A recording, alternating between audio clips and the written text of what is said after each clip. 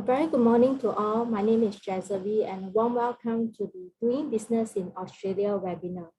I'm very pleased to see many familiar names here with us today who also participated in our Tech Opportunities in Australia webinar yesterday. Thank you so much for taking time to join us in today's session. Australia is Singapore's longest-standing bilateral partner.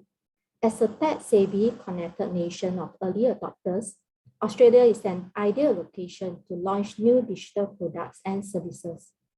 In today's session, our esteemed industry speakers will share insights on how you can tap on global talent visas and bring your business to Australia, how to navigate the business culture in Australia, and how a Singapore company has successfully established their footprints in Australia.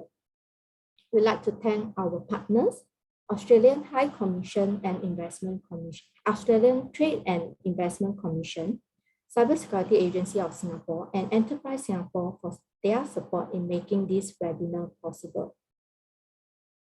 Before we start the event proper, let us share some functions of the webinar. We are making a recording of this session and it will be available on SGTech YouTube channel one day after the event. If you have any questions at any point of time, you may also use the Zoom Q&A function to post in your question. Please help us indicate your name and company name when submitting your question. We'll answer them during the consolidated Q&A after all the speakers' presentations have concluded. Without further ado, I would like to invite our first speaker for today, Ms. 𝗖𝗹𝗹𝗶𝗴𝗀, First Secretary, Home Affairs, Global Talent Officer, Southeast Asia at Australia High Commission, Singapore. 𝗖𝗹𝗹𝗶𝗴𝗀 works closely with the Global Business and Talent Attraction Task Force to generate leads of the best and brightest minds and high-value businesses for relocation to Australia. She also worked in partnership with business and industry sectors, universities, employers, and Commonwealth and state territory government partners to proactively identify and attract top talent for streamlined permanent residence through the Global Talent Program. 𝗖𝗹𝗹𝗶𝗴𝗀 has previously worked in numerous areas within the Department of Home Affairs, including as the Executive Officer to the Deputy Secretary responsible for emergency management, aviation and maritime, critical infrastructure and identity security. 𝗖𝗹𝗹𝗶𝗴𝗀 will be sharing with us more about Australia Global Talent Fast Track Visa. Let's welcome 𝗖𝗹𝗹𝗶𝗴𝗀, please. Thank you so much. That was a great introduction. As mentioned, I am Kendall, so I am the Global Talent Officer responsible for Southeast Asia. I am based in Singapore, and I work here to promote and assist people with Australia's Global Talent Visa Program, and I'm also a member of the Global Business and Talent Attraction Task Force. So internationally, there is intense competition for global talent, and Australia is at the forefront of attracting top skilled migrants from across the globe. The Australian government is focused on attracting the best and the brightest who have the potential to have large-scale positive impacts for Australia's economy, cultural prosperity, industry, and global position. So we might move to the next slide if that's okay. So Australia's Global Talent Visa will bring highly talented individuals at the top of their field of expertise in one of our 10 target sectors, which are listed on the screen here. And we are looking for individuals who want to create opportunities by bringing their cutting edge skills to contribute to Australia's economy by driving innovation and diversification. So our 10 sectors are listed on the screen there and range from resources, energy, education, infrastructure, and tourism. I won't read them all out, but you can get a sense on the future focused growth sectors that this visa is really targeted. We might move to the next slide, thank you.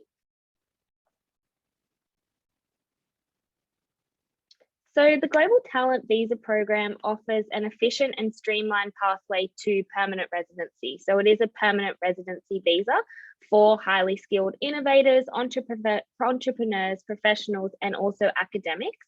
So last program year, there was around 10,000 visas that were granted for the Global Talent Visa Program. For this program year, which is 21 to 2022, there is currently 15,000 places available. Now, there is no specific occupation list for the Global Talent Visa program. Rather, Australia is seeking talented individuals who are excelling in these future-focused target sectors. Next slide, thank you. So I'll talk a little bit about the process today, just to give you a sense on how people can apply. So the department has sought to streamline the process for the Global Talent Visa program as much as possible. It's a balance of making both the process as streamlined as possible for candidates while maintaining the integrity of the program and ensuring it attracts only exceptional and outstanding talent consistent with Australia's criteria, the global talent criteria. So applying for the Global Talent Visa program, you can see on the screen, is a two-step process, and you must be invited to apply for the visa. So the first step is what's called submitting an expression of interest. So we might move to the next slide if that's okay. So in the expression of interest stage, what we ask is individuals submit evidence against the criteria, and the criteria is listed on the screen. However, what we're looking for is individuals who are able to demonstrate that they are internationally recognised with evidence of outstanding and exceptional achievements, that they're prominent in their field of expertise, so the target sectors that were mentioned earlier, that they would be an asset to Australia in their field of expertise, and have no difficulty in obtaining employment in Australia or becoming established in their chosen field. We also ask that candidates are able to meet what's called the Fair Work Income threshold, which is currently set at 158,500 Australian dollars. There is a little bit of flexibility around that criteria. It's around the ability and the capacity to meet that threshold. You do not need to be earning that threshold right now, but you should be able to demonstrate that the skill sets that you have will allow you to meet that threshold in the future in Australia. And finally, we ask that candidates are nominated. So nominators must be an Australian citizen or a permanent resident, or an eligible New Zealand citizen or an Australian organisation. So nominators need to have a national reputation in the same sector as you within Australia and be able to attest to the individual's skills and experience. So the nominators are not required to offer you employment or support you in Australia. It's just attesting to your skills and credentials to say that you are globally talented. So we might move to the next slide.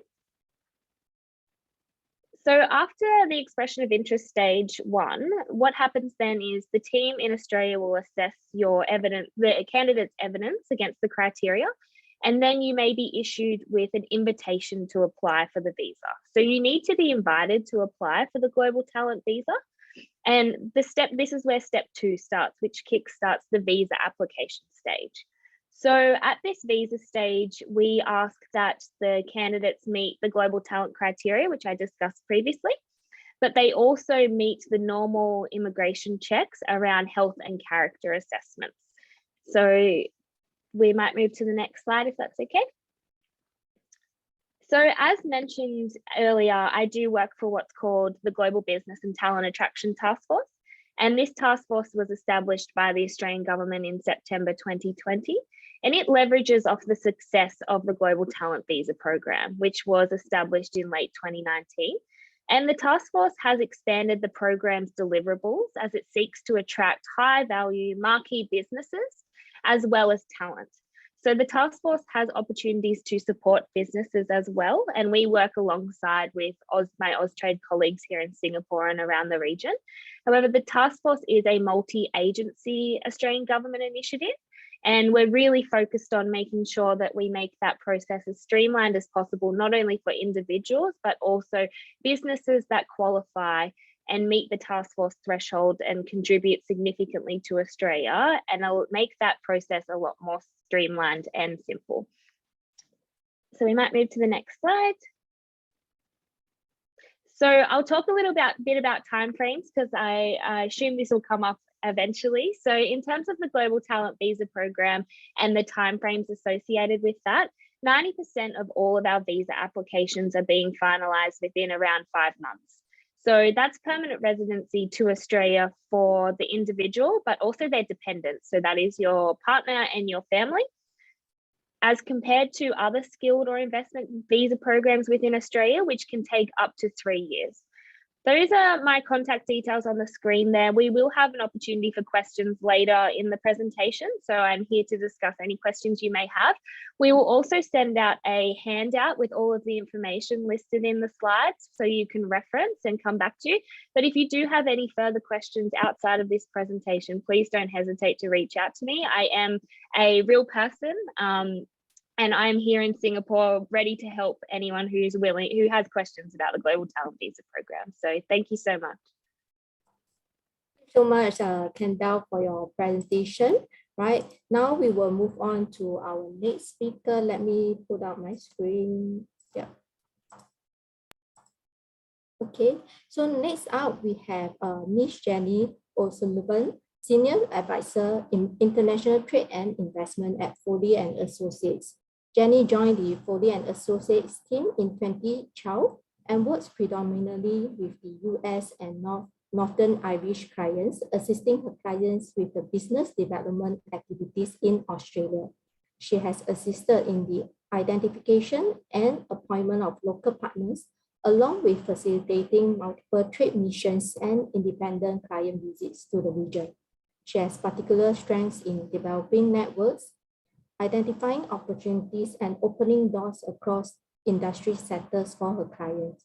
She started her career with Allianz Insurance, managing and advising on supplier relationships for the group. She then gained international experience at Barclays Bank in London in her roles as a sales and business analyst and as a marketing and communication manager. On her return to Sydney, Jenny focused on her business development skills in senior roles at Deutsche Bank, a video production company and a digital marketing agency specializing in B2B marketing. Jenny will be sharing with us some tips and guidance on navigating the business culture in Australia. Over to you, Jenny.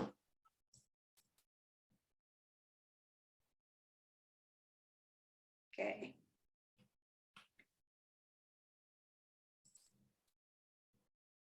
Hi, everyone. It's nice to meet you all virtually, and thank you, 𝗖𝗹𝗹𝗶, for the kind introduction. It's good to see so many people on here, and I hope you all found value in the session yesterday as well. I listened into that one, so that was a really good start point for you guys to get a better feel for the Australian market. But today, we're going to talk a bit more about the actual business culture and doing business in Australia. Where do we start?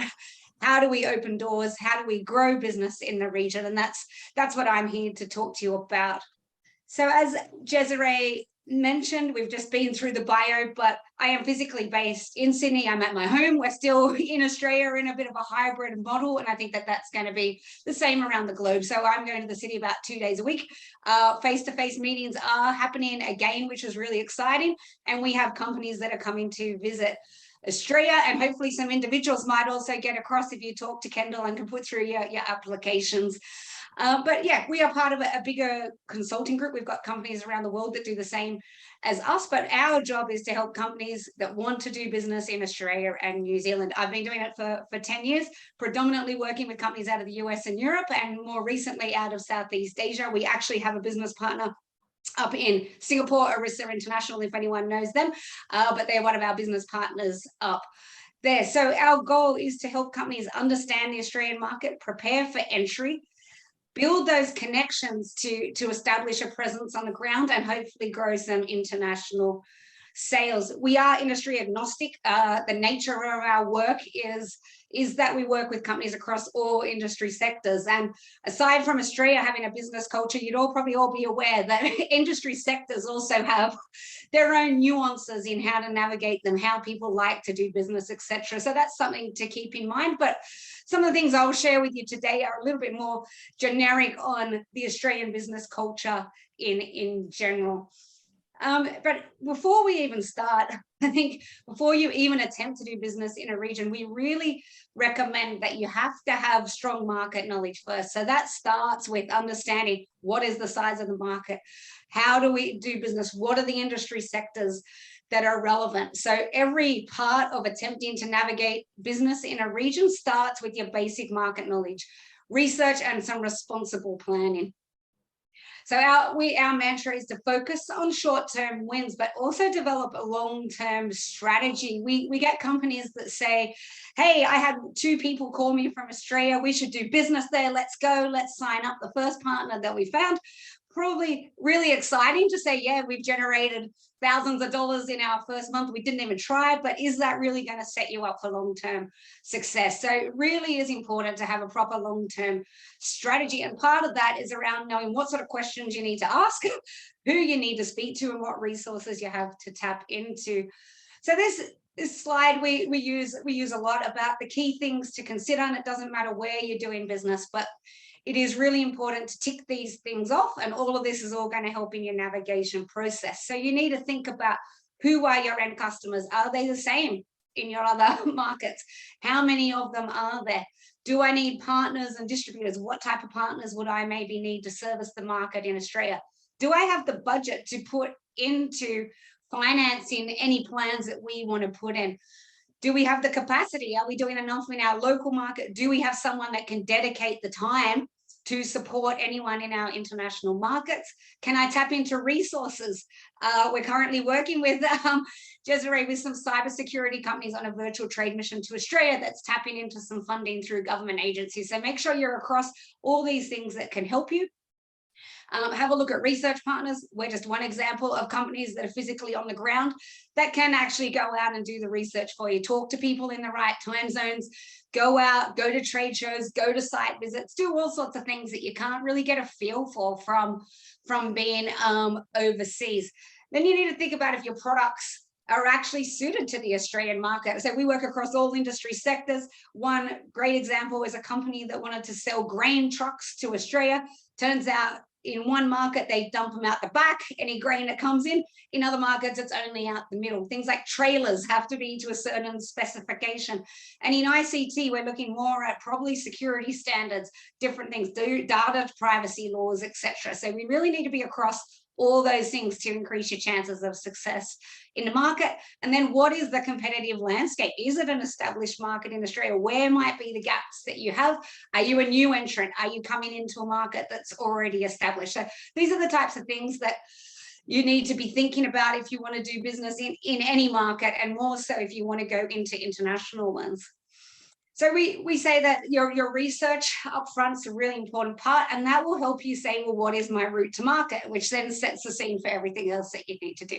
Can I sell direct sales? I know in the ICT space, and there is a mark in a lot of sectors now, we're seeing a desire to cut out the middleman. People want to go direct to the manufacturers. They want to go direct to the software developers, but whether that's a long-term strategy or not, and how that works, will depend on your individual product and your service offering. So it is one option for market, but not necessarily the right way. But still, the most common way for servicing an international market is through a partner, whether that is an importer, a distributor, a system integrator. There's all different types depending on your sector, and that still is predominantly the main market entry strategy that we see for companies wanting to do business in Australia in the first instance. And then hopefully after that, you've got enough to be able to build your own physical presence and have someone on the ground that's working for you full time. And I'm sure Sash will talk to his experience later in the presentation. But that's the general sort of route to market. If we go into a little bit more about the actual culture itself, people still like to do business with people that they trust and like. It is a relationship-based economy. People want to do business face-to-face where they can. Obviously, we've had some changes to the environment, which has made it really tricky. But to be honest, we've been pleasantly surprised in how many deals have been getting across the line in a virtual environment. People have realized they've got to diversify. They've got to look at international markets to support their domestic things. So the interest in doing business internationally has actually been really quite high. And lucky for us, the digital acceleration and adoption in Australia has had to happen quicker. It's been, people say that we are a fast moving nation, but things can move relatively slow. We've got high mobile phone usage, etc. But getting things to change in legacy environments, the broadband has all been a little bit slow. But we've really seen an acceleration because we had to. So we've gone to a bit of a state of getting things functional rather than perfect. And that's been that's been really good. One of the great bits has actually been video conferences. I said predominantly up until 2 years ago, all introductory meetings I did with clients in the US, in Europe, were all done over a phone. I had no idea who's on the other end, how many people are in the room, and really tricky to build that rapport and trust. But the video space has really helped make that easy. And we've had companies doing deals with partners and distributors by being able to talk to them, feel that thing straight away. Oh, that's who I'm doing business with. Oh, their setup is the same as ours. They can take them on virtual tours. So they're real enablers, and you're getting a feel. Companies like to do business with companies that are similar to them. So we see lots of small businesses say, hey, they're just like us on the other side of the world. They might be someone we can do business with. So that's the sort of the side around the people liking to do business with people they trust and like. It's a small country, not so relative when I'm talking to Singapore compared to the US. I know your population is about 5 million, which is the size of Sydney and the greater Sydney region. So, but it is a small country, and the more specific you get in terms of industry sectors, the more people are likely to know who each other are. We have companies come over and they say, hey, I'm going to go meet importer distributor out in Campbelltown in Sydney. The guy at the end of the meeting will say, hey, who are you going to see next? And we're like, oh, we're actually going 10 minutes down the road. And oh, that's John at company X. We know who he is. So it is a small market. And that's also something to consider if you're looking at changing suppliers. So if you've already got a partner in country, something else to keep in mind, if you look to change, that they're going to know who you're already doing business with, and what your reputation is in the market. So keep that in mind. Networks and trusted relationships are important. I'm sure all of you have got businesses that have done very well in Singapore based on your reputation in Singapore. You know people, you know someone you worked with in a previous industry. You've been to networking events. You know who the key players are. And it is the same here. So people like to do business with people that they've got trusted relationships with. So it's really important, and which lends ourselves to what we're going to talk about around the form of needing to have some form of a local presence in Australia, whether that's directly or indirectly, because those relationships are really important. We've had companies that have I just had a company that tried to set up a business. They're a big Microsoft partner, come across from Spain. They've got a girl on the ground who is new to the thing, has some Microsoft experience, not necessarily in Australia, find it really hard to open those doors. We've had other countries that have appointed a local sales manager to get them up and running. Bring across your systems guys, bring across your technical guys that can do that, but you need a door opener in some capacity. It is a mature market. It's not a developing nation. High income, highly skilled market, and we do have proud local capability. So if there is a way to do business with a local business, it probably is still the first instinct, but I've put local in inverted commas on purpose because, as I've just touched on, a local presence of some sort. If you're a Singaporean company with an office in Australia, that pretty much makes you local. So think about that. But we are open to international suppliers, and there is a recognition that we can't do it. We don't have every industry sector. We don't have the capability across everywhere. We've got shortages at the moment in the cyber skills. Cybersecurity is one area. That's why Singapore is looking at Australia, because there's gaps in the market. So we know we have to work with international suppliers, and that's a normal part of doing business. We're on the other side of the world. We don't manufacture big things, so we have to bring in lots of heavy equipment, and then we modify them for the local market, etc. But we're proactive in looking for solutions. Same thing, we're stuck down a long way away. So we will do our own homework and we'll find it. And that's often how some of these conversations start, and why people start looking at Australia, because someone's reached out to them via the internet, or they've picked up the phone, or they've visited a trade show on the other side of the world. So we are proactive in looking for solutions as well. If we just have a little think about sort of meetings, if you manage to secure a meeting in Australia, then we are happy to work across time zones. We're used to doing business in all different areas, but a bit of give and take, and say, hey, if you guys say, hey, oh, actually, can we just do it Singapore time at 10 o'clock, or can I do it at 5 o'clock in Singapore, which is going to relate to dinner time in Australia? Just a little bit of give and take is well received. But we are used to traveling for meetings as well, so it's not uncommon to say, hey, do you want to come over, see our facilities, come meet our whole team, or we're going to come back the other way. That's a normal part of doing business. In Australia, we're pretty direct. Everyone says Australia is pretty laid back, and there are parts that are, but we're a time poor nation like anyone. Everyone wants to do business. They want to get deals done, but it's got to be a value add to both. So they may be quite direct in saying, you know what, that's not for us. But we might also then say, hey, but it's not good for me, but you should talk to Steve or Samantha down the road. They might be able to help you out. So there's a friendly nature in trying to get people to do business, but we can be pretty direct. If they're not happy with something, we're probably going to tell you and ask you to lift your game at your end. There's a bit of a joke around, and that's normal, and that's part of sort of just the easing your way into the culture. Small talk is common before moving to key discussion items. If you want to be able to hold your own in a conversation in Australia, talk about sport, talk about the weather. Politics, probably not so much. Every conversation starts with COVID at the moment. I'd be happy for that to be gone out of the small talk part, but sports, etc., cricket, football, all of those things are ways to help build a bit of rapport at the start of a meeting. We don't really like to do excessive bargaining. It's not a bargain in nature. Here, put your best price up front, and then we take it from there. So that's one part. It's probably a little bit different to some parts in Asia in particular, that the excessive bargaining is not something that happens here. Follow up and being proactive, really, really important. You do meetings from one side of the world, you promise everything, please follow up. A courtesy thank you email, very well received, and some initiative. And if you do get successful, we ask you to stay humble. We're pretty quietly boastful country. So if you're going to get to the top and do really well, just be humble about it, and that will be well received. Just some points in your favor. If you're going to win business here, Singapore is known and respected as a technologically advanced nation. So that is good. That's in your thing. If you're in the ICT space, that is a good start. We're in similar time zones, we speak the same language, and Singapore, as Desiree touched on, is a trusted trading partner to Australia. So that's all in your favor, and we can now travel to and from each other's houses and countries. Just a few things around expectations. You've got to scale your expectations to market size.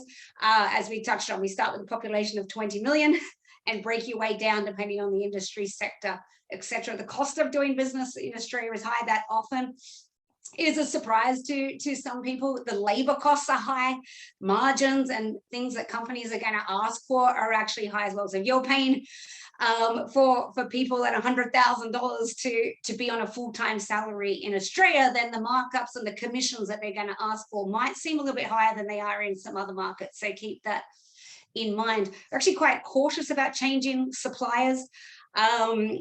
We like to do things that are already trusted and they work. If it ain't broke, don't fix it. So there's got to be a compelling reason to change suppliers. And if you're negotiating deals around sales targets, minimum order volumes, have a think about what sort of risk you're asking them to take on. Quite reluctant to sign up to big targets up front. So work with your partners to agree what you think, and it might involve like a step plan. So, hey, why don't we just work together for the first couple months, see what we can get across the line. Then once you're entrenched, let's now set some targets, etc. So ease your way in to those types of negotiations. We often get asked about exclusivity. That differs across industry sectors, but in most industry sectors, exclusivity is often asked for. It is a relatively small market, so that is the case, but we do have changes where we will have companies have multiple partners based on geography, the East Coast, West Coast, and also across industry sectors. So if you're selling ICT products, you might have a specialist that sells into defense, another one that sells into education, depending what sort of markets you're trying to get to. So that is something to think about when you're appointing partners. Budgets can be tight right now. We know that there's lots of money being spent on ICT. It was talked about yesterday about how much money is getting thrown into those programs, but it still needs to be justified. So you really need to have value add. One of the other parts that's really important, and I think particularly in technology, is that we're very good first followers. They say Australia is a fast adopter, but not necessarily the first to market, but very good first followers. So once a product is tried and tested and someone else sees it and didn't have to take the whole risk, lots of people are pretty quick to jump on and say, hey, we need that as well. But that first adopter is sometimes really tricky to get. So you do need to be prepared to work to get those first sales across the line, and work with your partners on that. Offer things like trials, pilots, co-pitching. Come across to see your partners. Say, can we go see 3 or 4 companies that you might think you have in mind that we can work with, and work with them to get that first one. And if you do that, then your chances of success are a lot higher. So local success, if you can get that first one across the line, it really can fast track your future sales. But you've got to have an ongoing engagement. If you go into this, you have to go in thinking you're going to be in it for the long term. I spoke to a manager in charge of technology at the Queensland Corrective Services a couple of weeks ago, who said they put in a new technology in all of their prisons across Queensland through a supplier in Europe. They didn't have anyone on the ground. They couldn't get it to work. It all got too hard. They've literally ripped it out of every prison. And that creates a reluctance to do that moving forward. If we don't have people on the ground that can help support, they can come out and fix something if it's broken. They can get on the phone. They can negotiate. They can get parts back and forth between head office and where you are. And it's a really important part. We've seen it in software sales in particular. Someone buys something off the shelf off a company in America. It can't be customized. There's no one answers their phones at the other end. There's been some burning and some scars in Australian organizations from that. So think about how you're going to service your markets well. And then, just balance your short-term wins. We touched on that at the start. So really think about a long-term strategy. And if you can demonstrate that your products are tried and tested and in use, you're more successful. We have a startup economy here. We have that, but the big organizations, they're not going to want to be taking risks on really small startups at the start. So you might need to start a little bit smaller, get some small clients, get some wins, build yourself up, then go to those big end customers to say, hey, you know what, we've been doing business for 2 years. We've got 100 small businesses. We've got 1 enterprise client. You're next, and build your way into that. So you really need to have that tried and tested. And endorsements, reference sites, case studies, very well received, and they're actually expected. So in the tech space in particular, we've been doing work with cybersecurity this week. They're like, are they reviewed by Gartner? Where's that at? What other banks are using that? Are any of your banks, are the government agencies in Singapore using it? Give us something that says that it's tried and tested, and then we'll be more than happy to have a conversation with you. So the independent ones and ones from your home market, they start well as door openers, but you really then want to start building your use cases in country. And a local presence in some capacity is important for continued success. It demonstrates trust, it shows commitment, and you have support. When I talked about local, we talk about the different ways that can happen. You can have partners, you can have your own subsidiary, you can have one sales guy, you can have a tech guy, whatever works for you. But I've just put up there on the slide what the benefits of that are, and you can read that. And as you know, we're going to share these slides, so read that in your own leisure. And if you've got any questions, feel free to let me know. But thought it's really important to have that as sort of a check sheet for you guys to say, hey, if I'm going to do it, why would I do that? How do I justify the investment, or think about what my strategy might be? And we've been doing this for 10 years now, and we know we're a long way away. Everyone likes to visit Australia. Tack on a holiday at the end, whatever you need to do to come down and visit. But if you visit the market, ideally more than once, you're going to be more successful. And borders are reopened, and it will become an expectation again. So start thinking about that if you're doing your planning about doing business in Australia. And yeah, I've said it 3-4 times already. It helps build trust, helps build relationships, and probably going to increase your chance of winning export orders faster. So thank you. My contact details are up there if you've got any questions. I know we've got a Q&A now, but feel free to reach out directly. And yeah, I look forward to hearing Sash tell his story next about how they're set up in Australia. Thank you again, Desiree. Thank you so much, Jenny, for your useful tips, right, to all our Singapore companies here. Next out, before I introduce the next speaker, I just want to remind our participants here, right, if you have any questions, you can use the Zoom Q&A to submit them. We'll address to the questions once all our speakers has concluded their presentation. So our next speaker is Mr. Chavinder Singh, Director at Handshakes by DC Frontier. He will be sharing with us his experience, right, on how Handshakes, a Singapore company, has successfully established their footprints in Australia. Chavinder is the Director at Handshakes Technology, where he oversees all strategic planning, business expansion, and development across APAC. Prior to joining Handshakes, he was also instrumental in the setup of Credit Bureau Malaysia for the Central Bank of Malaysia and setting up the product team of 𝗖𝗹𝗹𝗶𝘀 Data Systems, the largest credit bureau in Southeast Asia. With a range of strategic and operational expertise, Chavinder has led business development and execution teams across APAC, primarily in the information services and technology sector. Now let us welcome Chavinder, please. Thanks, Jazri, and thank you for this opportunity to share my experience in setting up expanding the business to Australia. I wish I would have spoken to Jenny, I think 3 years ago. That would have made our life so much easier, right?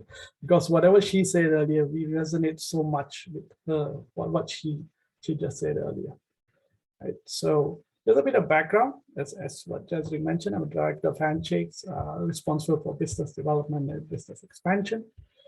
Handshakes was set up in 2011 with 2 people in Singapore. We started as a tech company specializing in machine learning AI technology. Fast forward 2022, we are now a data tech company with over 100 employees. Our shareholders include Singapore Press Holding, Nikkei, and we have offices in Malaysia, Thailand, Vietnam, Hong Kong, and of course in Australia. The idea to expand to Australia came about in 2018 when we are planning our next move after successfully expanding the business across ASEAN. Naturally, when I brought up the idea to our shareholders, it got shot down. I was told that it's just impossible to do business in Australia. It's extremely difficult. It's not a risk worth taking. It took me almost 1 year to convince our shareholders to agree and support. And with the support of one of our founders, in July 2019, I moved to Australia to start the adventure. So one of the first steps based on my experience was that obviously we have to have a very detailed business plan. That is so important, right? You need to decide first, where do you want to start in Australia, whether it's Melbourne, Sydney, Brisbane, Adelaide, Perth, because each state and territory has its own advantages and disadvantages. So it's very important to understand the region and the culture itself, right? As what Jenny mentioned, right? Sports is very important in Australia. It's a sporting nation, right?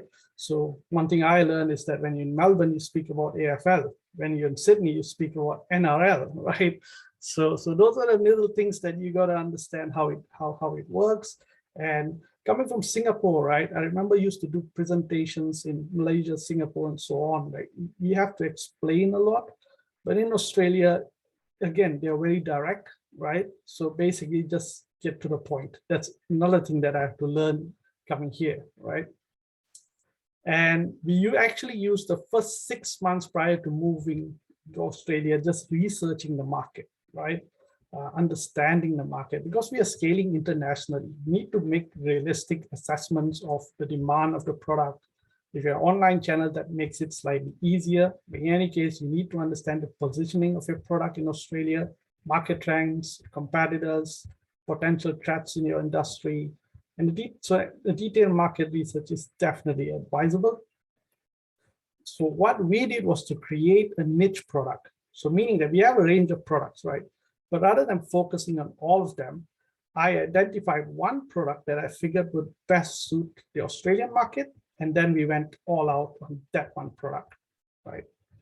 Getting good advice and quality people in the country is a good way to fill your knowledge gaps. Professionals and non-competitive business owners in Australia can provide really valuable insights into the market forces. If your local advisors are familiar with both your business culture and Australia, then they will be able to help you. The people who were really truly helpful to us before we moved and after we moved were the likes of Invest Victoria. They're fantastic. The Department of Trade Investment Queensland, and of course Enterprise Singapore, right? I mean, whom we really owe a lot of our success to in Australia, right? And in how we got started, right?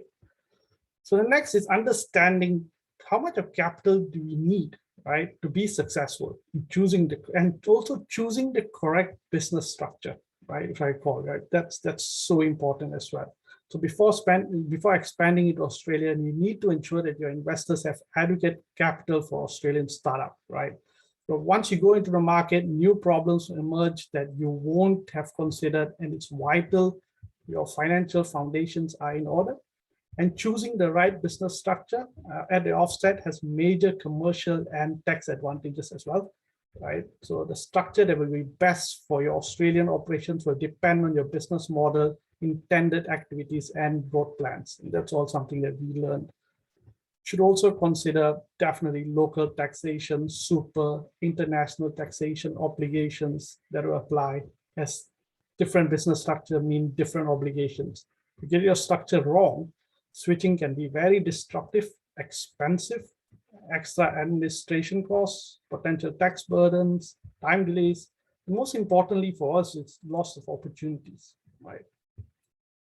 So one of the first things that we decided to do after making the move was to invest in good governance and tax compliance, right? One of the biggest international expansion challenges will be staying compliant, right? Companies need to understand, and what we had to understand, the Australian Taxation Office monthly, quarterly deadlines, thresholds for reporting and payment of taxes. Having an Australian tax agent is so important to assist you with all this, right? That's one thing that I would suggest you quickly do once you're here, right? And it's perhaps the best advice I can give based on my experience would be it's worth investing in good governance and tax compliance early, right? You do not want legal and compliance issues to slow you down at a later stage when you want to be accelerating your business and taking advantage of opportunities.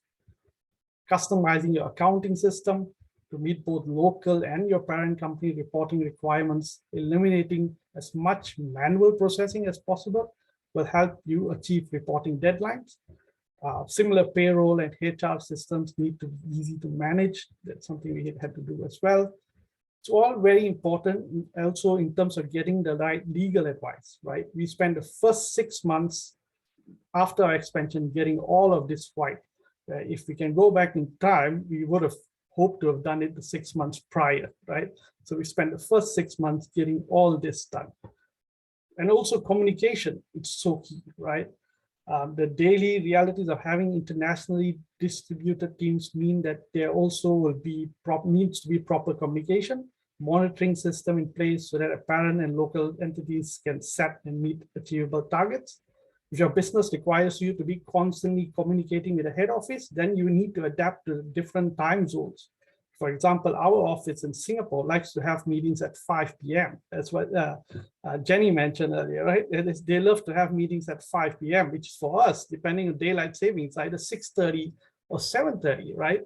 So now what I do is that I have meetings with them at 8:30 a.m., right? So, make them start off a bit earlier. Yeah, so selecting the right people as well, local people and partners are so important. Having Australian market knowledge is definitely an advantage and ability to build relationships, and you need to be successful in Australia. However, when recruiting, please get the contracts right? You gotta get legal advice and if you're recruiting, especially senior management, get proper background checks. Clear tax effective contracts are so essential, right? And we generally mix remuneration to contain a mix of incentive directed toward both sales and profit, right? And finally, when it comes to business development, the business which is what we all are expanding to Australia for, right? Connections is so very important. If you spend time developing rapport and trust with suppliers and customers before you start in Australia, then you would have established partner relationships that are aligned and incentivized to help you when you do start. These relationships can really help you develop more connections as you keep growing. Let me explain how important it is. It was us in building those connections. It was because we built those connections before, and in the first 6 months we expanded to Australia, that helped us a lot. Because right after the 6 months, there was a COVID pandemic, right? I mean, we had some of our best businesses in Australia during the COVID pandemic, and it's because we built all those connections 6 months prior. So that was how important those connections were, because otherwise, I'm telling you, we would have failed in Australia. But because we actually built those connections 6 months just before the COVID pandemic, it was really the key to our success. Now we are coming to almost 3 years since we moved to Australia, where we started not knowing anything about Australia. We had 0 clients, 0 connections. However, the only thing we actually had was the sheer determination to succeed, right? Today, we're coming close to 100 clients in Australia. We have some of the largest corporations of our clients, the government agencies in Australia as well. Some of them are our clients. In fact, this quarter, our sales revenue is the highest among all our regional offices, including Singapore, right? For a product that we are focused on in selling in Australia. And we achieved all this during the worst pandemic the world or any of us have seen in our living time. So finally, I would like to say to those who think that doing business in Australia is difficult, yes, it is, right? As in anything, it is, right? But it's not impossible if you get it right at the start, right? And if you do that, the sky is the limit. Thank you, and happy to answer any questions you have. Pass it to you, Jasri. Yeah. Thank you so much, Chavinder, for your sharing of your experience, with our fellow Singapore companies. We'll now like to move on to the Q&A segment, right? We would like to invite the speakers back onto the screen, right? This session will be moderated by Ms. 𝗖𝗹𝗹𝗶, Regional Director, Oceania at Enterprise Singapore. 𝗖𝗹𝗹𝗶 supports Singapore companies' expansion and partnership interests in Australia and New Zealand. As most of you are aware, Enterprise Singapore is the government agency championing enterprise development. It also supports the growth of Singapore as a hub for global trading and startups. So for our participants, if you have any questions, use the Zoom Q&A and submit them, right? So now I'll pass on to 𝗖𝗹𝗹𝗶 to kickstart the Q&A. 𝗖𝗹𝗹𝗶, over to you. All right, thank you. Thanks, Jasri. Thank you once again to our speaker, to Kendall, to Jenny, to Sash, for their very, very insightful sharing. Yeah, I was nodding my head away, as Kendall was, sharing the experience about the global visa, when Jenny was talking about the business culture, and when Sash was actually, relating, their experience in doing business here. I think a lot of those points really resonate. I think I have also noted very similar observations from some of these Singapore companies who are also doing business here. So I guess just a couple of questions to warm up the session as we're waiting for more questions to come in. I actually have one for you, Kendall. So the question is, what makes the Global Talent Visa different from other skilled migration visa program? Thank you. And that's a really, really great question. So I guess from my perspective is that the Global Talent Visa focuses more on the achievements and talent of the individual. And the number one thing is that it's been designed to support individuals to quickly establish themselves in Australia. So as I mentioned in my presentation, around 90% of our visa applicants, which is a permanent residency visa, are be granted in up to 5 months. So that is super, super quick. And we want that to occur so people can get their foot in the door as early as possible and to start that planning, as the panel members have indicated how important it is. I guess another thing for me, unlike other skilled and business investment visa programs, it does not require applicants to be a certain age. You don't need to provide investment capital. You don't need to undertake a skills assessment or meet a points test or reside in a certain state or territory within Australia. And furthermore, you don't need to be sponsored by a business. So the Global Talent Visa program is really focused on the individual talent and those future focused sectors that are priority for Australia at this time. Right, thank you. Okay, I have another related question coming in for you as well, Kendall. So So we have a question from Mei Ting, who is actually asking, I have already started, they have a kind of like a marriage visa. Is it possible to change the visa to a global visa talent, while they have another visa going on at the same time? Or do they have to cancel the first one, put in an application for the second one? And perhaps not just, for the marriage visa, but let's say if there are other people who already have, let's say, a skilled working visa here, or maybe a regional working visa, what would be the process like if they want to switch to the global talent visa program? Yeah, of course. That's a really, really important question. And I'll have to put my government official hat on here because I am a government official. So I can only provide you the specific information around the program. I can't give you advice based on individual cases. However, in saying that, please reach out to the inbox and we can try and get the best answer for you. We also do encourage people to reach out to migration agents because my registered migration agents are very well versed in this space and they are able to provide you that specific case advice based on your individual situation. Unfortunately, I can't do that, but we will try and facilitate and assist and provide as much information as possible. So I can't answer that specific question right now. However, there are avenues for people to explore going down the global talent visa pathway, and we're always here to assist. Right, thank you so much, Kendall. I think it's also to call to the participants here, if you have any questions regarding to visa migration, while we are not the subject matter expert on these areas, but we do know of people, migration agents, who will be able to help you. So feel free to reach out to Enterprise Singapore, myself, Kendall here. In fact, I think even Jenny, will be happy to also have a chat, with some of you, and see how we can actually assist or perhaps, point you to the right direction and get someone to actually assist you on that. All right, another question coming in for Sash. So if you were to have to pick one, what would you say is the greatest challenge that you face when expanding your business in Australia? Right, good question. I would say understanding the regulations, right? I think that the first 6 months, right? I think that is key, right? The first 6 months was very challenging, right? I mean, coming from Singapore, right? I mean, we always have this thing that, don't worry, our Singapore team can handle it, right? We just use the team back home in Singapore and so on. It doesn't work, right? We gotta get expertise in Australia. So understanding regulations, was our greatest initial challenge. Right. Yeah, maybe I'll expand the question a little bit to the rest of the panel as well. I think given your experience working with international companies as well as supporting cross-cultural teams, maybe both in Singapore, where some of you are based in, or you have clients in Southeast Asia, and also your experience working in Australia, where do you reckon are the key differences, in terms of doing business in Australia and in the Singapore context? So I know Jenny, you have touched on a little bit more on the cultural difference, but is there any specific areas that perhaps jump out to you that could be a good time, a good learning and a good sharing with our Singapore participants here today as well?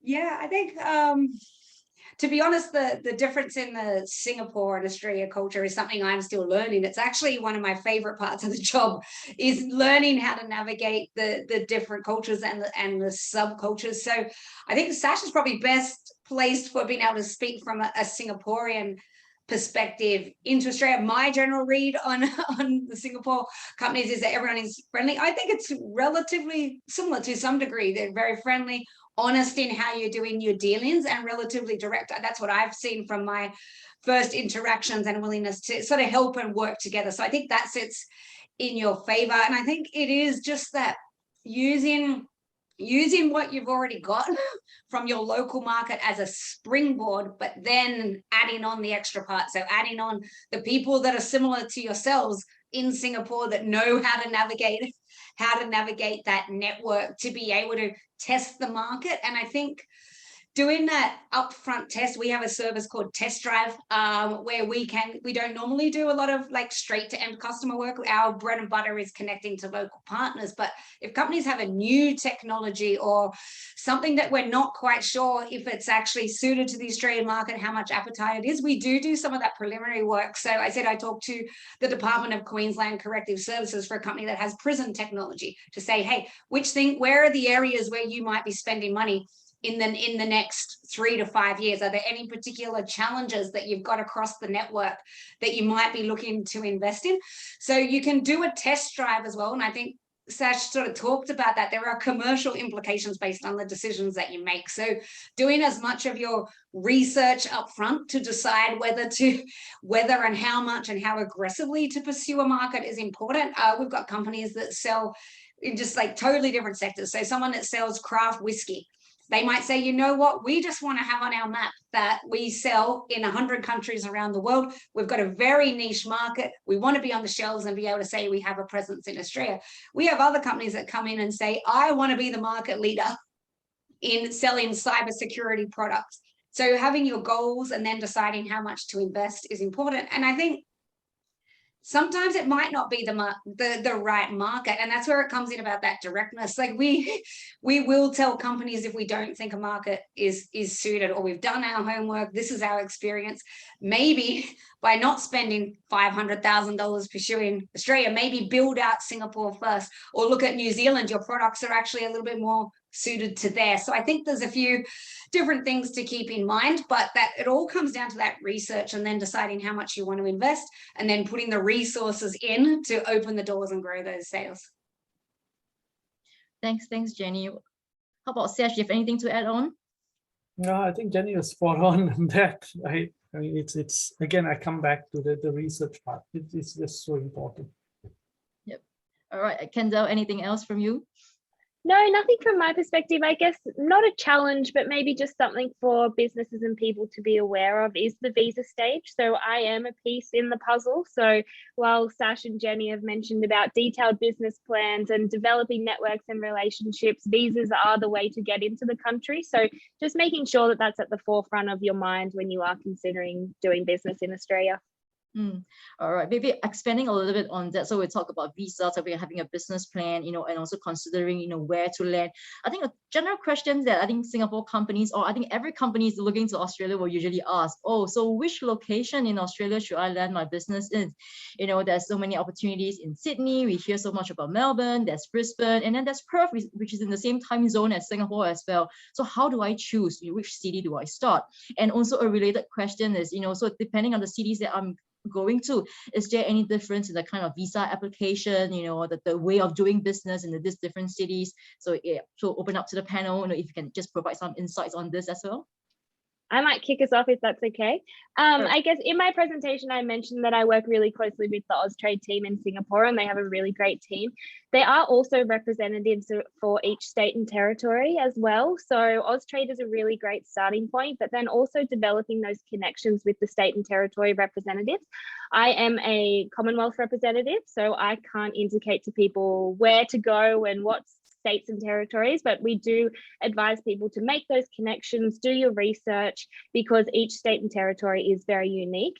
In relation to the Global Talent Visa Program, we are not looking at individuals to reside in certain states or territories. So the application is consistent for every state and territory. So it's just the same criteria that I outlined. Thanks, Kendall. Jenny, Sash, anything you would like to add on? I think it depends in terms of choosing the state or territory. It will depend on the nature of your business, right? And that's yeah. So for example, that if your business, you need to be in constant communication into your parent company, right? You need to be in the same time zone. Then Western Australia may be a good choice, right? Or if your business, your nature of business requires you to have a lot of face-to-face meeting, maybe Sydney and Melbourne is good, right? Or if your video calls would be good enough, then you can be based in Adelaide, right? Again, it's getting in touch also with the departments in the different states and territories. They're so helpful, right? And getting in touch with them, understanding the states. They literally provide you everything you need to know. But then you can make a decision which state you use. So what we did was that we actually evaluated each and every state. We spoke to each and every department of trade and investment, and then we decided where to move. Right. Yeah, I think that's good, Sash. And just to sort of further expand on that and to touch on a couple of things that Kendall said too, we work with, we do investment attraction ourselves. It's part of what we do. So all of the states and the government agencies will have their own incentive programs on what types of companies they're trying to attract to an area. So Victoria might be saying we want all the manufacturing companies, and they'll offer grants, etc. So that's why it's important to get in touch with them, because it might be able to help you in that thing. And they also can open doors and connections. They can help with things like site visits, etc. So that's important. Yeah, as Sash touched on, the where your customers are and what sort of interaction you need to have with them is important.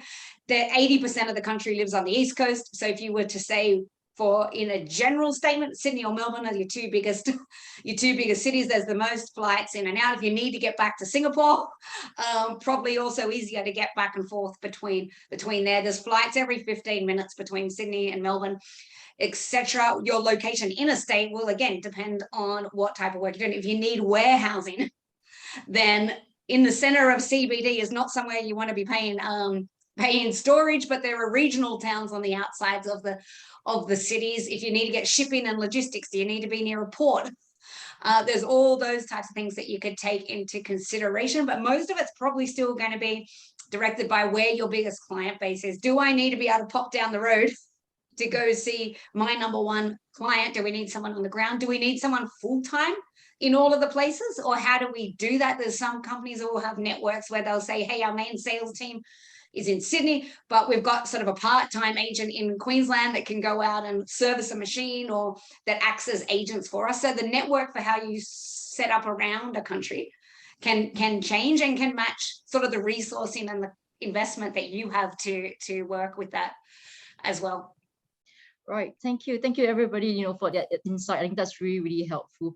I guess another one that maybe I just wanted to share, just post it to the panelists as well, just more for your experience. So I guess with COVID, I think there's been a change in the way people are doing business. So I think video call, conference call are now a little bit more acceptable. So I know that pre-COVID, I think generally we will still prefer a face-to-face meeting, but now with COVID, and we are kind of like used to more video conferences. There is, I mean, some of the business, discussions can be done online now, and in place in more hybrid kind of meeting style.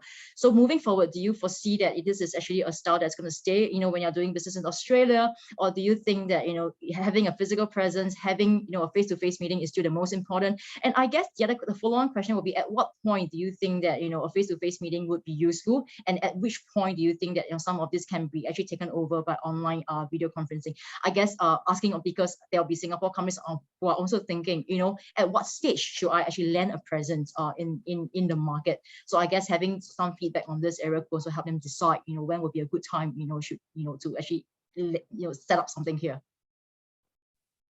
Wait, I might take that. Yeah, I might take that first, particularly because we're working with companies from all over the globe that have been asked with the same questions. I touched on that video technology wasn't actually really used pre-COVID. We had a bit of Skype occasionally, and sometimes companies will be, but they're like, oh, it's too hard, I don't know how to log on, and it was all a bit much. So I think there's now a general acceptance, and that is great. But what we sort of found during this pandemic was that it's actually doing a virtual visit to a market is actually a really good way to pre-qualify and test before you do that. Have those initial conversations. We call it almost like a pre-qualification. So we've got companies that are participating in this cyber mission right now, and we're putting about 5 meetings together for each of them. Someone might be in Sydney, someone might be in Brisbane, so you're taking out all of those costs about being able to go around the country to do some of these face-to-face meetings, which is what companies had to do before. They had to get on a plane, come over, and we'd be like, okay, you've got 5 meetings in a week, you've got 1 in Sydney, you've got to fly to Brisbane, then you got to fly to Melbourne, then you have to fly across to New Zealand. That's a really expensive way to test a market. So if you're going to do a roadshow, pre-testing is really important, and having some of those initial discussions. The videos, I think, have also been really good for being able to access more people from a company at the same time. So now we'll say, hey, we're talking to the cybersecurity lead who's in Sydney. He's like, oh, I'm going to bring in my Brisbane practice manager and someone else from WA. So I think that's something that's going to happen moving forward. And for international dealings, I think it is important to be able to talk to your customers face to face to get that real read on what's going on in a conversation. I do think there's a little bit of fatigue in the video conferencing. We've found in the last couple of months that now the markets are reopening, that people are, oh, I'd prefer to go out. Can we just go meet for a coffee and do it over that, or let's come out and see the site. If you're in a business where you actually have hardware and things, you need to be able to go see warehouses and logistics. So if you're going to appoint a partner that's going to stock stuff for you, like where are they based, what do their facilities look like, etc. So I think there's a few different things depending where you're at with your stage, but the video meetings are really important at the start and in a pre-qualification phase, and then in that interaction for that ongoing support. So if someone in Sydney says, hey, I need a technical question, you don't have the guy on the ground in Sydney, but someone can take the call in that time zone in Singapore. I think that that's a really nice little loop. So I think there will need to be a hybrid moving forward. No, that's a great answer, Jenny. I think that also provides some clarity to some of the Singapore companies for also exploring this. I guess I think the moral story is, at the end of the day, I think hybrid is probably here to stay, but nothing can beat a face-to-face meeting. I think that's the fastest way, the surest way to build rapport, and really, coming down to see for yourself how the market is evolving, the vibe, the pulse on the market. I think that's really, the most amazing thing you can get away, coming to visit the market, and then helping to then inform, what you want to do here, what do you want to do next, and where to go from there. I found out, personally for myself, I think I realized that most of the discussions and the introductions, and the insights actually comes in after the main agenda has been discussed. It's always in the small talks, and they, I actually had this the last time, and then suddenly there will be new ideas that generate, and that's actually where, most of the most value and most of the things that actually get done actually after the actual meeting. So for Singapore companies who are still considering whether you want to make a trip here, yeah, don't wait on it for too long. The borders are now open, so I encourage you guys to just come on down. Just give us a ping if you are making any trips down, and we're happy to also catch up and see how we can actually work with you, and support your entry into the market. I have one question here for Sesh. So I think first of all, I think great and informative presentation. Thank you. So looking back, what do you think were the key components or support tools to have in place that enabled your company's success as you grew your headcount and client numbers in Australia? For example, talent availability, access to funding, etc. Yeah, I think if I look back, right, what happened is that when we first started, it was pretty much me alone, right? Then all of a sudden, when the clients started coming in, and they started coming in really fast, right? And that's when I realized that we need more support, right? So it started off with me alone, because hiring in Australia can get expensive, right? So I think the key is hiring the right talent, but also multitasking, right? It is very important to get people to multitask here, right? Because this example in Malaysia, we have close to 30 people hired in Malaysia, right? If we can't do that over here, right? So it's getting people on board and supporting multiple functions. It is very important. But also that's where I come back to how you term the contract of employment and so on, right? That is that's important, because you're going to get people doing a lot of different tasks. That's the key for us in terms of support. Right. All right. Thank you. Thanks, Sesh. So just wanted to go around. I think, is there any other maybe comments, from the panelists, to the Singapore companies who are actually looking at this area? Perhaps if you're aware of any interesting events, that's coming up, in the coming months around ICT and cybersecurity that, that they should be part of and they should participate in, that could also kind of be a good opportunity for them to network. Maybe Jenny, is there any upcoming events that perhaps you're aware of, that Singapore companies can start blocking to their calendar to, just so that, they make sure that, they set aside the time, to actually come and visit the market during the period? Yeah, thanks, Faye. And I think that's actually an important part when you're thinking about a time into a market. How do you make the most out of your time in market? And often participating in a trade show or coming around that, so you can do meetings at the show, you can get that feel for what's going on the ground. You can walk the floor and you can have those informal discussions to really get the vibe for what's going on. There is actually one next week, which unfortunately most people won't be able to get to, which is all the Oz cert qualified security providers. They're all up there. The cyber conference has been moved multiple times this year. I believe it's now in June. it's changed multiple times, but I'd be more than happy to send across a list of any of the shows that we think are of interest to your companies. There's obviously ICT now goes across sectors. It's like industry agnostic, so keeping an eye out for some of the other ones. I know that the food and beverage AusPack one is on in a couple months, which again, automation, robotics, operational efficiency of equipment, all of those things, protecting for hacks. So they will all be segments, I think, within the industry shows as well, but the biggest cyber one I believe is going to be in June, and then I think there's one later in the year as well. All right, thank you. I think that's all. I think the questions that I have for today. I think I just wanted to do a quick pause and shout out to the participants. If you have any other questions, do put it in here. I think we will linger around for a couple more seconds. If not, I think I will hand it over to 𝗖𝗹𝗶𝗀, to wrap up the session. Thank you again, once again, panelists, for all your insightful sharing. Yep, we look forward to keeping in touch. Thank you so much, really, to all our speakers here, 𝗖𝗹𝗶𝗀, Kendall, 𝗖ście, and Jenny, for the insightful presentation and engaging Q&A. So we would like to thank our partners, Australian Trade and Investment Commission, Cybersecurity Agency of Singapore, and Enterprise Singapore for supporting this webinar. We hope the session has been useful and you have gained valuable takeaways. Before we end, I would like to share some of the upcoming internationalization activities that you can take part in. So another upcoming webinar on tech opportunities in Romania, where you can learn more about the latest trends and developments in the IT&C sector in Romania. What are the new business opportunities available for Singapore companies in Romania for EU funds, as well as potential partnerships with Romanian companies to grow your business journey in EU, Asia, Middle East, and Latin America. Right? You can scan the QR code to register for the session.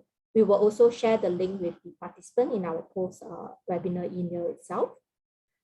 Of course, if you are also looking into market expansion into other markets such as China or UK, SGTech is planning for some upcoming business mission itself, right? For the hybrid business mission to China, you will get business leads generation for the China market, network of industry resources in both first-tier cities and emerging cities. And there will be flexible and customized business matchmaking meetings. SGTech is also leading a physical business mission up to London Tech Week in mid-June. So London Tech Week is the UK flagship event. And through this business mission, you can access to the anchor London Tech Week events, curated programs and networking opportunities, as well as bespoke introduction to the wider tech ecosystem in the UK, right? So you may scan the QR code to express your interest, and the team will follow up with more details about the event, right? This program will also be supported with Enterprise Singapore lead grant for eligible Singapore registered companies. Terms and conditions apply. Lastly, we would like to invite our participants to follow SGTech social accounts to keep up to date with our upcoming activities, industry research report, advocacy position articles, and more. If you have any further queries, you may also contact the Go Global team via this email shown on the screen. Once again, thank you everyone for attending today, and we hope to see you soon in the future activities. Take care and have a great weekend ahead. Thank you to all speakers. Thank you.